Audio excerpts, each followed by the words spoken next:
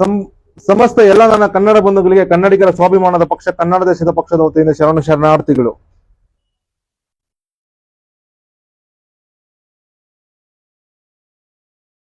ನಮ್ಮ ಕನ್ನಡ ಧರ್ಮಕ್ಕೆ, ಕನ್ನಡ ದೇಶಕ್ಕೆ ಯಾವುದಾದ್ರೂ ವಿಶ್ವವಿದ್ಯಾಲಯ ಇದ್ರೆ ಸೀಮಿತವಾಗಿ ಅದು ಹಂಪಿ ಕನ್ನಡ ವಿಶ್ವವಿದ್ಯಾಲಯ ಮಾತ್ರ.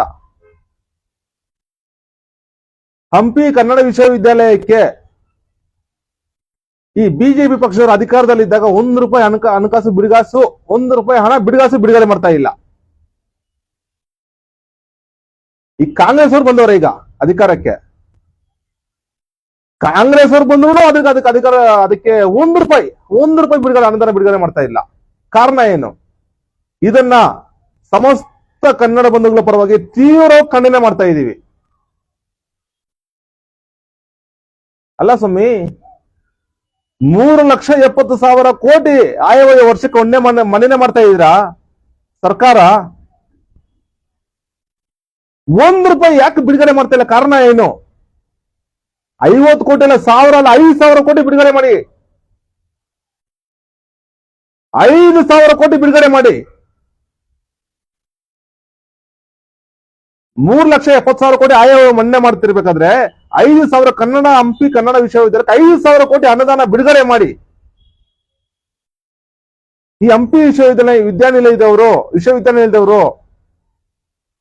ನಮ್ಮ ಕನ್ನಡ ಧರ್ಮ ಉಳಿಸ್ತಾರೆ, ಕನ್ನಡ ದೇಶ ಉಳಿಸ್ತಾರೆ, ಕನ್ನಡಿಗರ ಇತಿಹಾಸ, ಕನ್ನಡ ಧರ್ಮ ಇತಿಹಾಸದನ್ನ ಶೋಧನೆ ಮಾಡ್ತಾರೆ, ಎಲ್ಲ ಇದು ಮಾಡ್ತಾರೆ.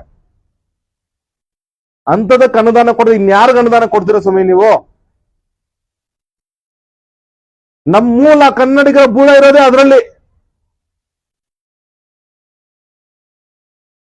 ನಾವು ಸರಿ ಹೋಗೋದಕ್ಕೆ, ನಮ್ಮ ಧರ್ಮ ಉಳಿಯೋದಕ್ಕೆ, ಕನ್ನಡಿಗರು ಉಳಿಯೋದಕ್ಕೆ, ಕನ್ನಡ ದೇಶ ಉಳಿಯೋದಕ್ಕೆ ನೀವು ಬಿಡುಗಡೆ ಮಾಡಲಿ. ಇನ್ಯಾರಿಗೋಸ್ಕರ ಬಿಡುಗಡೆ ಮಾಡ್ತಾರೆ? ಇನ್ಯಾರಿಗೋಸ್ಕರ ಸರ್ಕಾರ ನಡೆಸ್ತಾ ಇದ್ದೀರಾ ನೀವು?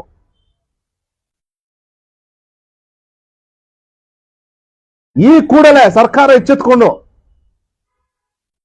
ಅನುದಾನ ಬಿಡುಗಡೆ ಆಗದಿರೋದಕ್ಕೆ ತಡೆ ಹೊಡ್ತಿರೋ ಶಕ್ತಿಗಳು ಯಾರು, ಆ ಅಧಿಕಾರಿ ಯಾರಿದಾರೋ ಮೊದಲು ಅವನು ಬಂಧನ ಮಾಡಬೇಕು. ಅವನ ವಿರುದ್ಧ ಕಠಿಣ ಕಾನೂನು ಕ್ರಮ ತಗೋಬೇಕು.